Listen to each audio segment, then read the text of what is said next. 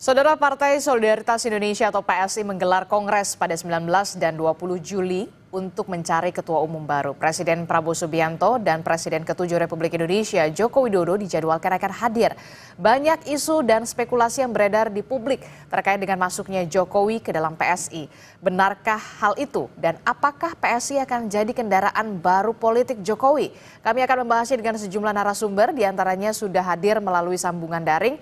Mas Benediktus Papa yang merupakan Sekretaris Steering Komite Kongres PSI dan juga sudah hadir ke studio. Ada Bung Saidiman Ahmad, Program Manager Saiful Mujani Research and Consulting. Selamat pagi Bung Saidiman. Selamat pagi. Ya, kemudian juga ada Mas Beni. Selamat pagi Mas Beni. Selamat pagi Mbak. Ya Mas Beni, ini saya tahu pasti lagi sibuk-sibuknya menyiapkan kongres di 19 dan juga 20 Juli besok begitu ya. Nah, saya mau tanya dulu nih, kenapa ya kok dilakukannya di Solo? Solo itu kan identik dengan Joko Widodo sebenarnya. Kenapa nih dilakukan di Solo kongresnya? Nggak di Jakarta atau di daerah lain ya? Iya, sebenarnya kita ingin mau mengambil semangat dari Solo Mbak ya. Kita tahu bahwa Solo ini salah satu pusat peradaban kita. Kemudian yang kedua, dari Solo juga muncul pemimpin-pemimpin yang menjadi fenomenal di negeri ini, termasuk salah satunya saya kira Pak Joko Widodo. Sehingga tentu kami ingin mengambil momentum itu untuk menjadi awal bagi Partai PSI untuk bagaimana ke depan membangun partai, seluruh kader-kader ikut membangun partai dengan mengambil semangat tadi itu, semangat dari Solo, kemudian mengambil nilai-nilai perjuangan dari tokoh-tokoh yang lahir dari Solo. Oke, gitu, jadi ada backgroundnya kenapa kemudian Solo dipilih menjadi lokasi Kongres PSI begitu ya.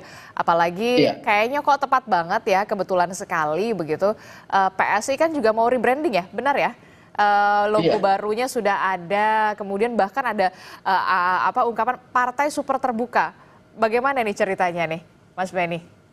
Iya, jadi memang pertama partai super terbuka pertama disampaikan oleh saya kira Pak Jokowi. Kita tahu bersama bahwa Pak Jokowi menginginkan suatu partai yang betul-betul terbuka, dalam artian partai yang memang menjadi milik seluruh anggota, partai yang dalam keputusan-keputusan strategis anggota juga memiliki kesempatan untuk menyampaikan pendapatnya, dan saya kira itu bagus untuk proses politik kita. Dan sehingga ketika di DPP Mas Ketum juga punya pemikiran yang sama bahwa PS ini mesti dibuka dengan seluas-luasnya kepada seluruh anggota, sehingga anggota juga merasa bahwa partai ini milik mereka. Jadi partai ini tidak hanya milik segelintir orang, tapi memang anggota merasa bahwa kami juga dilibatkan, anggota juga diberikan tempat yang betul-betul bisa membangun partai secara maksimal. Dan itu yang sedang kita lakukan hari ini dengan konsep pemilu raya. Bayangkan Mbak, ini partai yang pertama yang kemudian memberikan kesempatan kepada seluruh anggota yang sudah diverifikasi, 187.306 anggota itu memberikan suaranya, mendapatkan hak yang sama untuk menentukan siapa ketua umumnya. Dan saya kira ini menjadi contoh yang bagus untuk kita ya, memberikan keleluasaan kepada anggota untuk menentukan sendiri. Saya kira keputusan-keputusan partai kan juga mesti melibatkan anggota, karena bagaimanapun juga kekuatan partai itu adalah anggota itu sendiri. Itu satu. Yang kedua, rebranding partai yang kami dorong hari ini salah satunya juga adalah pergantian logo yang tanggal 20 nanti secara resmi akan di launching. Kami berharap bahwa dengan logo yang baru ini juga menjadi semangat yang baru untuk kader-kader partai PSI dimanapun, untuk bagaimana semakin solid.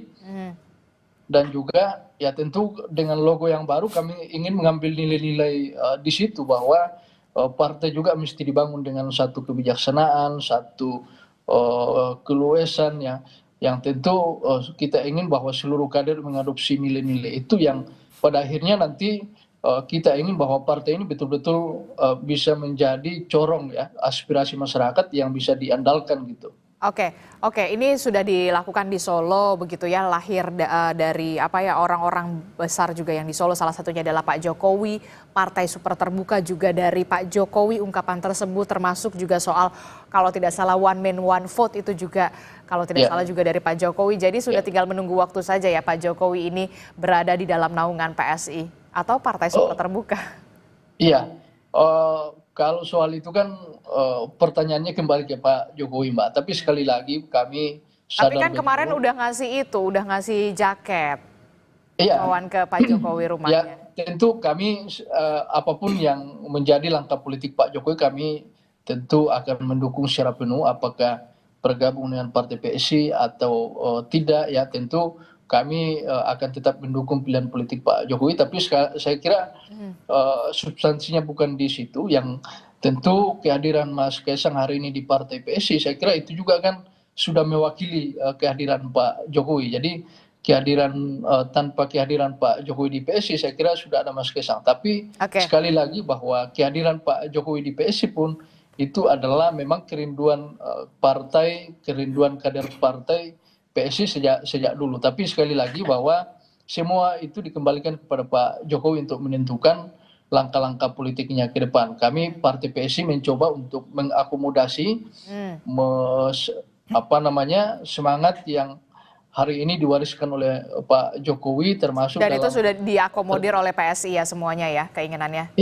Iya, termasuk dengan sistem pemilihan terbuka ini. Saya kira itu juga mengadopsi pemikiran-pemikiran Pak Jokowi, dan ya kami ingin menampilkan bahwa semangat yang dibangun Partai PSI hari ini itu adalah semangat Pak Jokowi, Mbak. Oke, baik. Saya ke Bung Saidiman dulu ya. Saya bergeser dulu ya, Mas Bedi. Bung Saidiman, sudah bisa dipastikan Joko Widodo akan berkendara di partai politik PSI? Sudah hampir bisa dipastikan?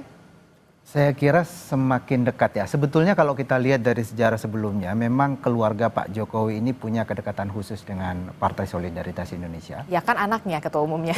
Bahkan sebelumnya, bahkan sebelum Mas Kaisang masuk, saya mendengar bahwa sebenarnya keluarga Pak Jokowi ini sejak 2019 itu cenderung orientasi politiknya ke PSI gitu ya. Karena sementara di sisi yang lain, PSI sendiri kan kalau kita lihat dalam pidato-pidato dan klaim-klaim dari para pengurus PSI itu kan selalu melihat Pak Jokowi ketika itu, kemudian ada Pak Ahok, ada Pak Ridwan Kamil ketika itu. Jadi sosok-sosok yang ketika itu dianggap sebagai figur-figur politik yang bersih membawa perubahan, itu menjadi figur-figur yang menjadi panutan partai anak muda PSI ini ketika itu. Jadi mereka sedari awal itu menjadikan Pak Jokowi itu sebagai model gitu ya. Role model. Jadi kalau kemudian sekarang PSI dan Pak Jokowi semakin dekat, itu presidennya ada. Jauh sebelum Mas Kaisang menjadi ketua umum. Nah, kalau di hari-hari ini sudah makin terlihat jelas lah ya. Persoalannya pada Pak Jokowi sebelumnya itu kan seperti tidak mau menunjukkan sikap politiknya secara lebih jelas gitu. Saya kira itu juga salah satu faktor kenapa efek ekor jas Pak Jokowi pada PSI pada pemilu legislatif sebelumnya itu tidak terlalu terlihat, tidak maksimal lah, walaupun naik 100% kan. Jadi dari 1,9 menjadi 2,8% itu kenaikan yang sudah luar biasa. Nah, menurut saya sekarang ini momentum yang tepat untuk Pak Jokowi untuk kemudian lebih mengeksplisitkan ya posisi politiknya dalam hal ini partai-partai politik.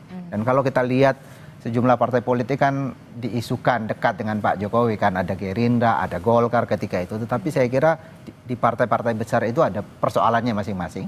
Di sana sudah ada pemiliknya. Nah, sudah ada pemilik sahamnya, ya, ibarat perusahaan. Menurut saya PSI adalah rumah yang sangat cocok untuk Pak Jokowi.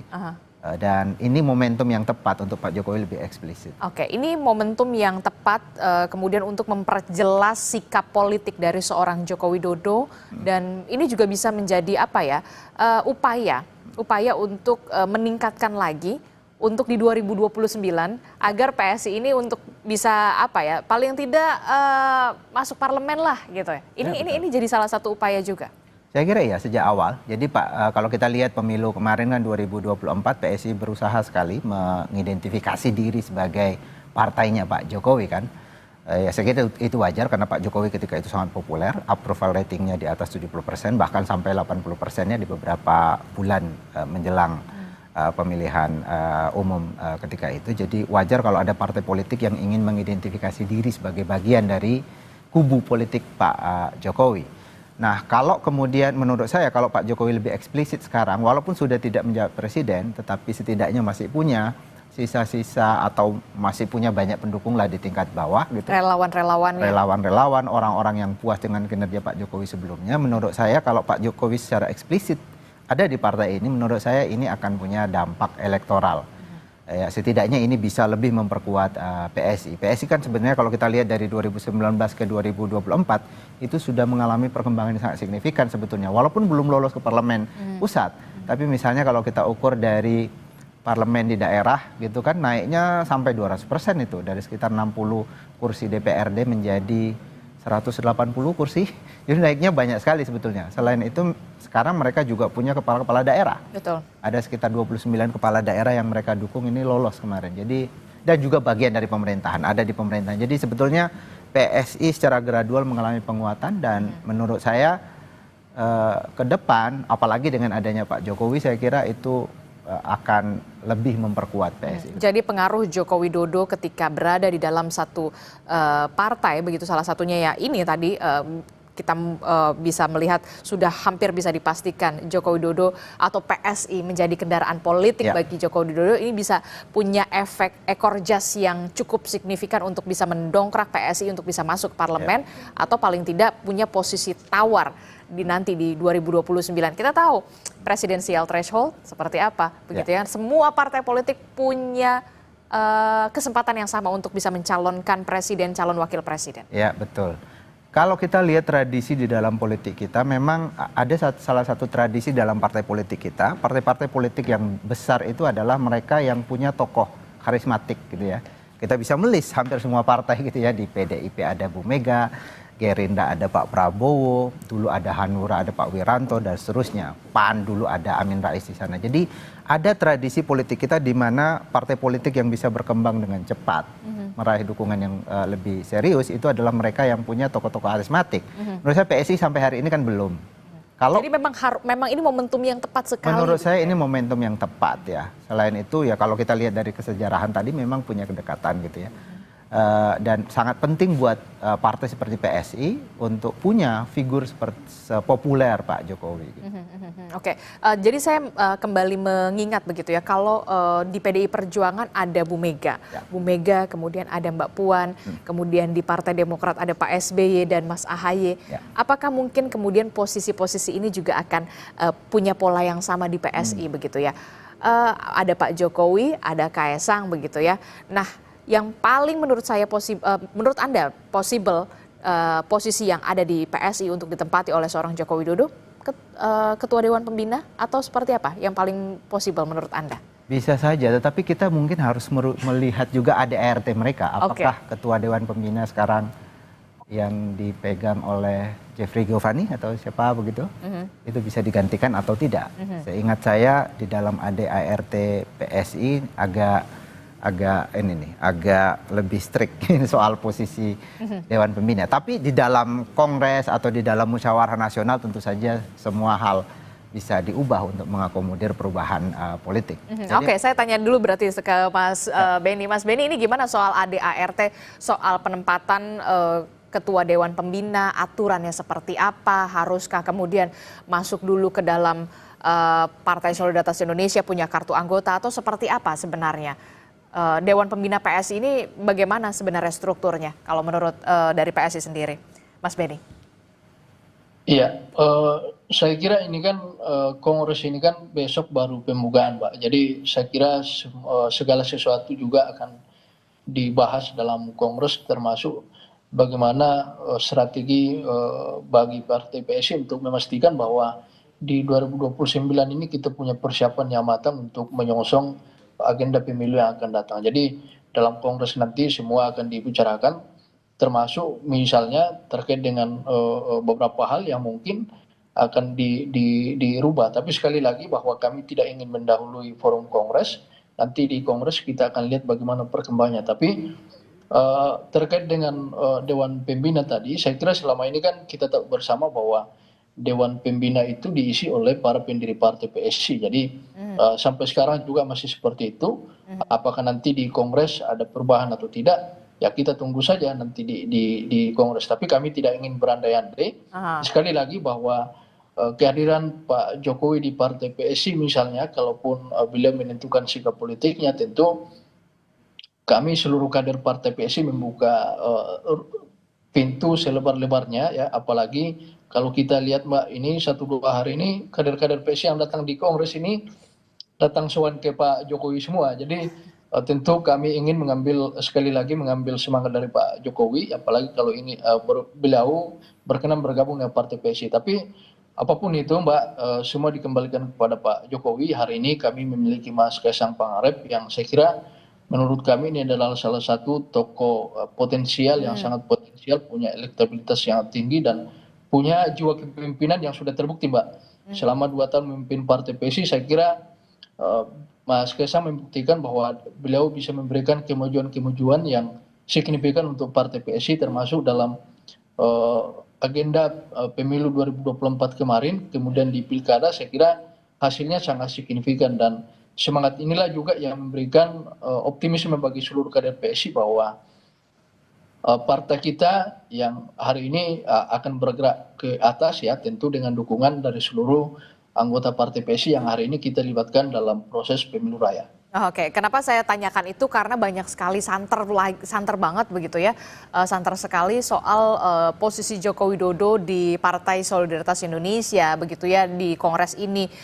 Banyak yang kemudian terdengar adalah oh ya Dewan Pembina, itulah kenapa saya mempertanyakan ini kepada Mas Beni.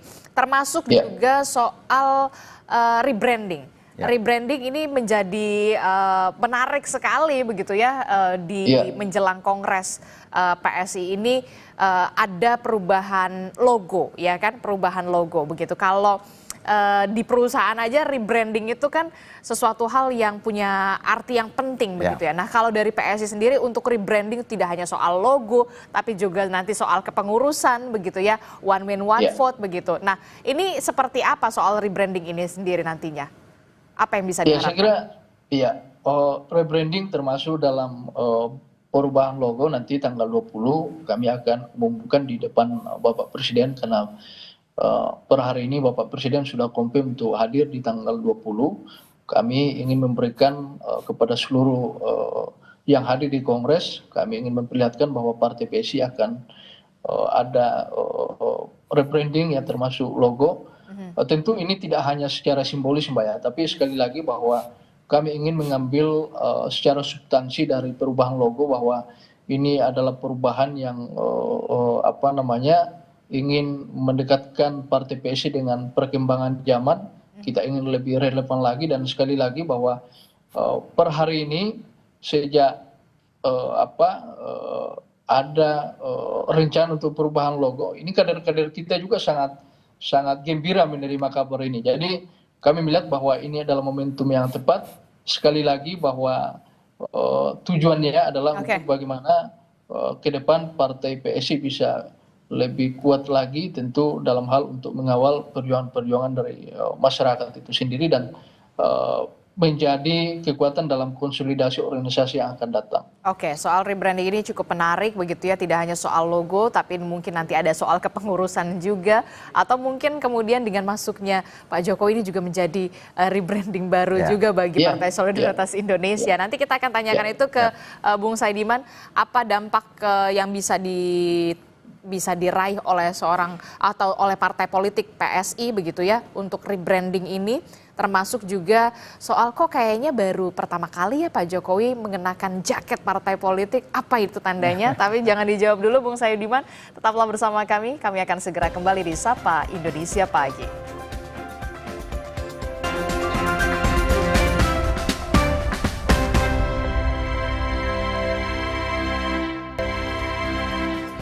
Terima kasih Anda masih bersama kami di Sapa Indonesia Pagi. Saudara, kita masih membahas soal bagaimana jelang Kongres Partai Solidaritas Indonesia yang kita tahu akan diselenggarakan di Solo dan direncanakan bahwa Presiden ke-7 Republik Indonesia Joko Widodo yang juga merupakan ayahanda dari Ketua Umum Kaisang Pangarep ini akan dijadwalkan hadir untuk juga memberikan dialog, ada sesi dialog di sana. Kita masih membahasnya bersama dengan Bung Saidiman, kemudian ada Mas Beni juga dari PSI, begitu soal kemungkinan Partai Solidaritas Indonesia menjadi kendaraan politik bagi seorang Joko Widodo. Saya ke Mas Beni dulu. Mas Beni, jadi ini kan rebranding juga ya, rebranding juga warna, dari segi warna dulu deh. Warna juga ada yang berubah, lebih dominan ke hitam, kemudian logonya juga logo gajah begitu ya. Kalau tidak salah, gajah melambangkan makhluk yang bijaksana, punya karakter yang kuat dan juga solid, cerdas dan juga pelindung. Apa yang bisa dimaknai dari rebranding ini khususnya? Iya, sekali lagi bahwa kami ingin lewat momentum yang rebranding di Kongres ini, kami ingin bahwa Partai PSI ke depan semakin mantap, semakin kuat, dan tentu kita mengharapkan bahwa dengan perubahan-perubahan ini ada juga semangat baru dari anggota Partai PSI bahwa kita ingin lebih solid lagi. Karena tentu kami mengakumulasi juga Mbak, dua momentum pemilu yang diikuti Partai PSI, saya kira kita juga punya catatan-catatan yang harus kita koreksi bersama, kita perbaiki bersama ke depan. Dan lewat momentum dengan banyak perubahan-perubahan di partai ini termasuk logo dan juga tadi simbol ya, warna logo, warna partai, kami ingin menempatkan itu sebagai bagian dari semangat yang baru untuk partai, untuk bagaimana kita ingin lebih kuat lagi untuk masa yang akan datang, sebagaimana logo yang baru hari ini di Partai PSI yang akan diresmikan nanti tanggal 20. Jadi kalau kita lihat logonya itu kan gajah ya, itu kan melambangkan satu kekuatan, satu kebijaksanaan, dan tentu saja kami ingin mengambil nilai-nilai itu dalam membangun Partai PSI ke depan, Mbak. Oke, saya mau tanya, pemilihan logo itu juga ada andil dari seorang Joko Widodo tidak? Ya, tentu pemilihan logo lebih banyak dari dibicarakan di tingkatan pusat ya, di DPP dengan Dewan Pembina ya, untuk perubahan logo. Tapi bahwa kemudian terinspirasi dari Pak Jokowi kan bisa saja Mbak. Dan sekali lagi bahwa logo ini ingin kita tempatkan sebagai satu panduan kita ke depan, bahwa nilai-nilai yang terkandung di dalamnya juga akan diinternalisasi dalam seluruh kerja-kerja partai yang akan datang. Oke, baik.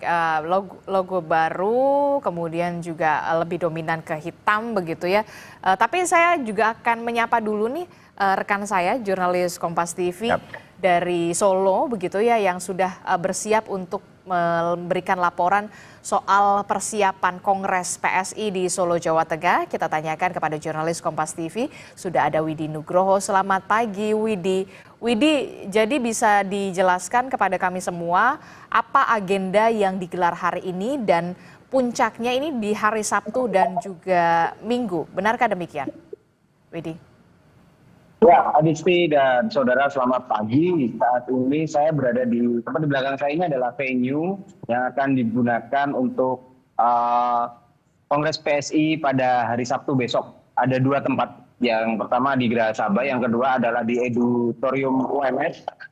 Di hari Sabtu besok akan ada acara di Geraha Sabah ini, tepatnya di belakang saya ini, mulai dari sidang-sidang, pembukaan sidang-sidang, kemudian pengukuhan Ketua Umum yang terpilih, dan juga nanti akan ada sesi bersama Presiden ke-7 Joko Widodo di sore hari.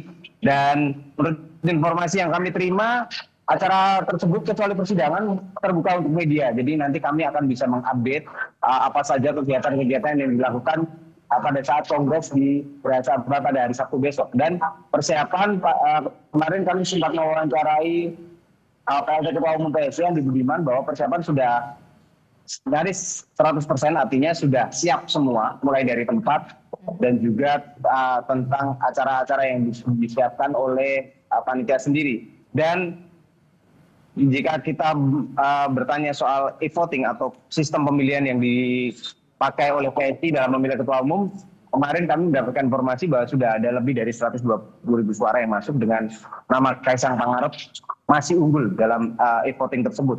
Tapi untuk jelasnya siapa yang terpilih masih harus menunggu besok, dan untuk tempat dan juga lokasi yang dipersiapkan juga sudah siap. Dan untuk kader PSI yang kemarin sudah berdatangan ke Kota Solo juga kemarin kita pantau, mereka soan ke rumah Presiden ke-7 Joko Widodo dan juga sempat bertemu. Andi Budiman memberikan jaket PSI dengan logo yang baru dan langsung dikenakan oleh Jokowi. Dan apakah ini akan menjawab teka-teki seputar partai mana yang akan dipilih Jokowi sebagai kendaraan politiknya, kita harus menunggu lagi karena memang tidak ada istilahnya tidak ada isyarat ataupun tidak ada jawaban jelas dari kedua tokoh yang kemarin sore bertemu. Adisti. Oke, baik. Masih kita akan tunggu bagaimana nanti Kongres PSI ini akan berjalan di hari Sabtu, begitu ya. Dan memang dijadwalkan Presiden ke-7 Republik Indonesia Joko Widodo akan hadir karena memang kemarin sudah ada PSI yang kemudian sowan, begitu ya. Beberapa pimpinan PSI yang sudah sowan untuk memberikan jaket berlogo baru PSI kepada Joko Widodo. Terima kasih informasinya jurnalis Kompas TV Widi Nugroho melaporkan langsung dari Solo, Jawa Tengah. Kami akan melanjutkan kembali dialog kita soal kita sudah membahas sama Mas Beni soal rebranding begitu ya, arti dan segala macam. Tapi saya tanya dulu nih Mas Beni, Pak Jokowi kan akan hadir begitu ya, dipastikan sudah hampir bisa dipastikan akan hadir di Kongres PSI. Lalu bagaimana dengan kehadiran Presiden Prabowo Subianto yang juga merupakan Ketua Umum dari Partai Gerindra? Apakah juga dipastikan sudah akan hadir di sana, confirm hadir di Kongres PSI? Iya, jadi Pak Jokowi itu hadir besok sore ya. Kalau kami lihat di jadwal itu sekitar jam 5 sore, jam 4 jam 5 sore beliau akan hadir di venue pembukaan kongres di Geraha Sabah. Kemudian tanggal 20 sesuai informasi yang kami terima jam 7 malam Pak Presiden Pak Prabowo akan hadir di auditorium UMS Solo untuk membersamai di puncak Kongres Partai PSI, Mbak. Oke, jadi Presiden ke-7 Republik Indonesia Pak Jokowi ini akan hadir di hari Sabtu begitu ya, tanggal 19. Sementara untuk Presiden Prabowo Subianto ini yang juga merupakan Ketua Umum dari Partai Gerindra akan hadir di tanggal 20. Tanggal 20. Hari Minggu di pukul 7 malam ya.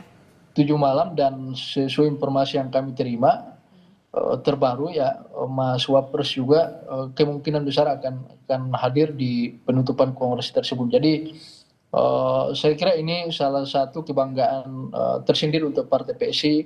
Bapak Presiden Pak Prabowo berkenan hadir, kemudian Mas Wapres, kemudian tokoh-tokoh partai politik yang hari ini beberapa sudah konfirmasi untuk hadir. Tentu ini menambah semangat bagi seluruh kader PSI yang datang di kongres bahwa kita dengan bersama solid untuk mendukung kepemimpinan Pak Prabowo dan Mas Gibran ke depan. Oke, baik. Menarik sekali begitu ya soal kongres jelang persiapan Kongres PSI ini begitu ya. Pak Jokowi hadir di tanggal 19, kemudian Pak Presiden Prabowo Subianto juga akan hadir di tanggal 20-nya. Sudah pasti juga ada Mas Gibran Rakabuming Raka, Wakil Presiden. Ini menarik sekali dengan adanya kehadiran tokoh-tokoh penting ini semua. Iya, tentu saja itu sangat menarik dan juga sebenarnya sudah bisa diduga juga karena kan terutama dalam pemilihan terakhir PSI ini posisinya cukup penting buat Prabowo.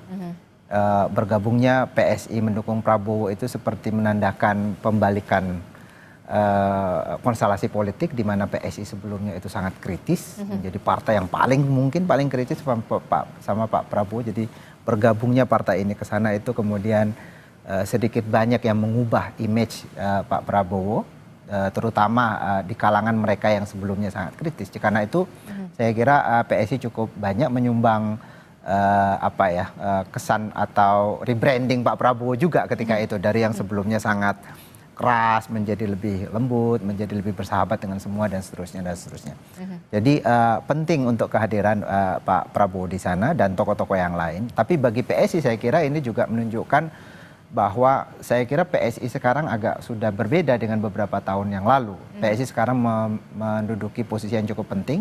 Selain tadi capaian-capaian politik, juga di sana ada Pak Jokowi. Pak Jokowi semakin kental ada di sana, dan bagaimanapun Pak Jokowi ini adalah salah satu presiden yang sangat populer, punya masa pendukung tingkat bawah yang cukup mengakar ya, karena 10 tahun di dalam pemerintahan dan dinilai cukup sukses. Jadi saya kira itu penting kehadiran kehadiran dari para tokoh itu menggambarkan situasi politik yang ada sekarang, di mana PSI sudah semakin memegang peranan yang cukup penting di dalam pemerintahan sekarang. Oke, jadi PSI juga punya peran yang cukup penting sekarang di pemerintahan, walaupun memang secara ini belum masuk ke parlemen, Belum masuk gitu, parlemen. tapi kemudian kita lihat di pemerintahan sudah ada lah orang-orangnya, begitu ya. Dan itu tadi saya menyebutkan bahwa ada peningkatan suara yang cukup signifikan. Sekarang ada sekitar 180 kursi di DPRD daerah yang mereka pegang, kemudian ada 29 kepala daerah, itu juga harus dihitung gitu ya. Selain itu juga ada Pak Jokowi yang sebelumnya itu belum maksimal perannya atau belum maksimal efeknya terhadap partai ini. Belum terlihat jelas begitu ya. Belum Kalau ini terlihat mungkin sudah jelas banget begitu ya. Udah jelas banget, dan Karena memang udah dipakein loh jaket PSI ini, kalau tidak salah baru pertama kali loh Pak Jokowi pakai jaket berlambang partai politik. Kalau sebelumnya kan hanya sesuai warna saja. Ya, betul. Ke acaranya Golkar pakainya warna kuning begitu. Kalau ini kan sudah semakin jelas, nyata terlihat. Ya, dan kalau kita lihat ya pemilihan warna dari PSI tadi dijelaskan bahwa warna yang dominan adalah hitam dan putih. Kemudian ada mungkin ya ada merah sedikit begitu ya. Hitam dan putih adalah warna Pak Jokowi sebetulnya kalau kita lihat sejauh ini. Dan juga pemilihan gajah, saya melihat bahwa pemilihan gajah ini mungkin menarik juga kalau kita amati ya. Gajah dalam mitologi Jawa itu kan sangat penting. Bahkan dia adalah salah satu dewa, Ganesha gitu ya. Dan ini diakui oleh masyarakat Hindu Jawa sebelumnya. Jadi sangat penting. Apalagi kalau kita lihat sejarah di dalam kerajaan-kerajaan Jawa itu penggunaan gajah itu sangat penting. Itu menandakan kebesaran seorang raja atau kebesaran kerajaan dan juga kebijaksanaan. Bahkan kita tahu pasukan elit kerajaan Majapahit itu juga pakai gajah dan seterusnya. Dan kalau kita lihat karakter Pak Jokowi ini kan sangat ingin menampilkan atau sangat kental nuansa kejawaannya sebenarnya. Jadi kita melihat di sini baik dari sisi pemilihan warna, kemudian dari sisi logo, itu menunjukkan kedekatan PSI dengan Pak Jokowi itu semakin terlihat, semakin kental. Apalagi dengan Pak Jokowi memakai jaket PSI itu sendiri. Jadi bisa dikatakan semakin terlihat nyata jelas kedekatan antara PSI dan juga Joko Widodo begitu. Dan ini menjadi pintu masuk baru politik Jokowi. Kalau dipersenkan berapa persen sebenarnya possible-nya? Kalau dari kacamata Anda, ya, udah bukan 50-50 nih kayaknya nih. Udah terlihat jelas banget soalnya. Bergabungnya Pak Jokowi, saya kira dieksplisitkan atau tidak, kita sudah tahu bahwa Pak Jokowi sudah ada di partai ini gitu ya. Dari berbagai macam tanda-tanda tadi, terutama karena putranya sendiri sebagai ketua partai, tidak mungkin. Rasanya mustahil ya, putranya ada di situ kemudian bapaknya di partai lain, itu agak aneh di dalam politik kita. Tetapi misalnya kalau pertanyaan apakah kemudian bergabungnya Pak Jokowi itu akan diejawantahkan di dalam bentuk dia menjadi ketua Dewan Pembina, bisa iya bisa juga tidak gitu ya. Karena ini kan Pak Jokowi bilang bahwa dia akan membentuk atau mendukung partai super terbuka.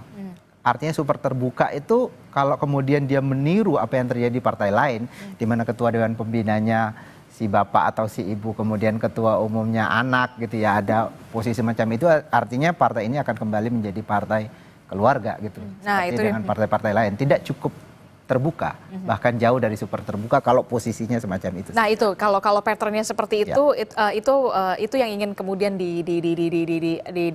ditepi sedikit begitu ya? Ya mestinya tidak terjadi. Mestinya tidak terjadi. Oke, nanti kita melihat bagaimana jalannya Kongres PSI juga. Mas Beni, terakhir Mas Beni, ini selain yang paling menarik untuk dibahas adalah soal Kongres PSI menjadi pintu masuk baru politik Jokowi atau semacamnya begitu, dan kemungkinan PSI ini bisa Jokowi bergabung dengan PSI begitu. Tapi yang kemudian juga menjadi catatan penting adalah soal pemilihan ketua umum. Selain Mas Kaesang, sebenarnya kan ada 2 lagi. Nah, ini gimana nih perkembangannya? 2 lagi ini siapa sajakah kemudian yang menjadi rival juga dari Kaesang untuk bersaing menduduki jabatan ketua umum PSI? Iya, saya kira kan calon ketua umum kita kan hari ini 3 ya Mbak ya. Satu itu Bro Roni Sinaga, saya kira beliau itu aktif di media, salah satu aktivis juga. Kemudian yang kedua tentu saja Mas Kaesang Pangarep, dan yang ketiga itu adalah Bro Agus Mulyono Herlambang.